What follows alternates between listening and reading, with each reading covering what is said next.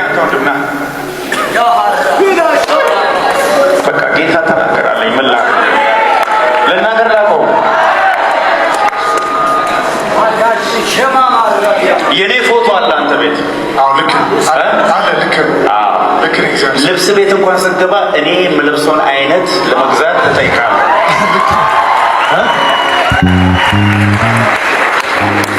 ልክ ተናገር። እግዚአብሔር ሰው ልክ ነው፣ ልክ ነው።